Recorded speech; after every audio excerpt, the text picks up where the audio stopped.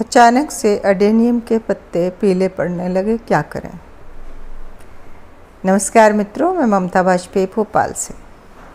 मेरी हरी भरी छत पर आपका स्वागत है। लीजिए, मैं फिर हाजिर हूँ नए वीडियो और नई जानकारी के साथ। आपके इस प्रश्न का उत्तर देती हूँ, साथ ये भी बताती हूँ कि त्यौहार भी है और खूब घर में सबकी तबीयत ख़राब चल रही है, तो जल्दी वीडियो अभी नहीं दे पाऊँगी। देखती हूँ जितना मुझसे हो सकेगा। तो सबसे पहला काम तो ये कर लें कि गिरी हुई पत्तियों को हटा दें। ये पत्ती झड़ रही हैं तो चिंता की बात है। पौधे को कोई भारी नुकसान हुआ है, क्या कारण है? बहुत सारे मन आते हैं, बहुत सारे प्रश्न आते हैं नए गार्डनर्स के मन में, और बहुत सारे लोग डर भी जाते हैं, घबरा जाते हैं कि ये क्या हुआ। बरसात में अच्छा हरा भरा पौधा था, खूब झबरीले पत्ते थे और एकदम से पीले हुए और झड़ने लग गए। लेकिन आप नोटिस कीजिए कि एकदम से बारिश बंद हुई और जो धूप निकली वो बड़ी तीखी सी थी। तो जिस तरह से हम एसी में से और एकदम से धूप में निकल जाते हैं और सन स्ट्रोक हो जाता है, कुछ उसी तरह का। मैं ये तो नहीं कहूँगी कि यह सन स्ट्रोक है, लेकिन मौसम में परिवर्तन होना एक बड़ा कारण होता है इस तरह पत्ते पीले होने का। अब बात आती है क्या करें और इसका फ़ायदे और नुकसान। तो कोई नुकसान नहीं है, आप चिंता न करें। मैं बहुत सालों से ये अडेनियम उगा रही हूँ।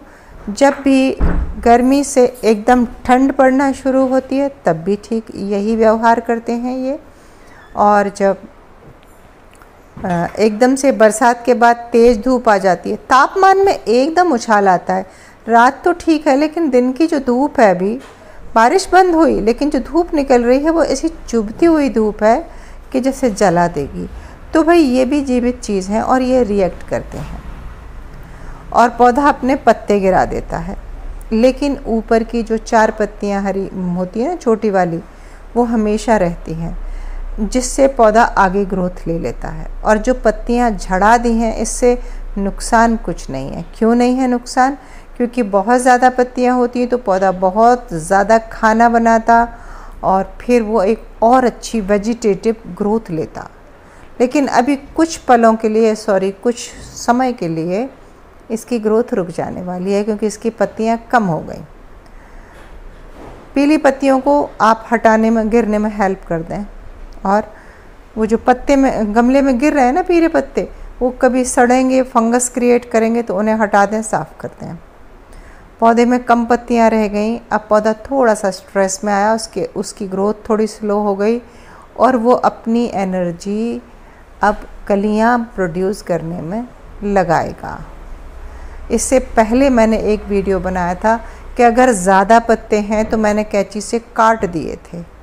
ज़्यादा पत्ते पौधे की वेजिटेटिव ग्रोथ तो अच्छी करेंगे, लेकिन फ्लावरिंग कम हो जाती है। जब पौधे में बहुत पत्तियां हों, पौधा हरा भरा हो जाता है, तो वो हमें फिर उतने बंच में फ्लावर नहीं बनाता। और मैंने तो अभी पानी रोक रखा है बरसात के बाद। तो एक तो बरसात चली गई, दूसरा मैंने पानी रोक रखा है, तीसरा तेज़ धूप हो रही है, तो पौधे पत्तियां तो गिराएंगे ही, और इससे डरने की बात नहीं है। अगर आपका पौधा भी गिरा रहा है, बस ये ध्यान रखिए कि उसकी आगे की जो कॉपल है, जहाँ कली बन रही है, कहीं वो तो सूख कर नहीं झड़ रही है। अगर वो झड़ रही है तो शायद बहुत डिहाइड्रेटेड हो गए हों पौधे, तब फिर आप उसको पानी ज़रूर दे दें।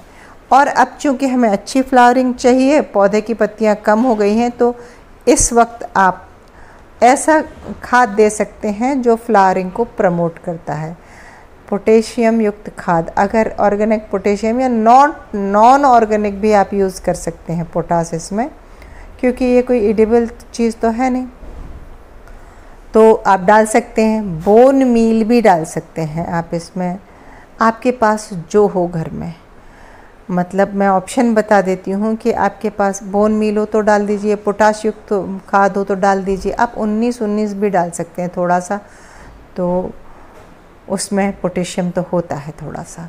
तो खाद डाल के गुड़ाई करके, अब पहले पानी रोका है, फिर खाद डाला, शाम के समय खाद डालें। इतने बड़े बड़े गमलों में 1/4 चम्मच डाल के और गुड़ाई कर सकते हैं। और अगर घोल के डाल रहे हैं तो आप स्प्रे कर सकते हैं, पत्तियों पर भी स्प्रे कर सकते हैं और उस घुले हुए पानी को मिट्टी में भी डाल सकते हैं। तो बस डरिए मत, झड़ने दीजिए पत्ते, ये एक सामान्य प्रोसेस है। मिलते हैं अगले वीडियो में। नमस्कार।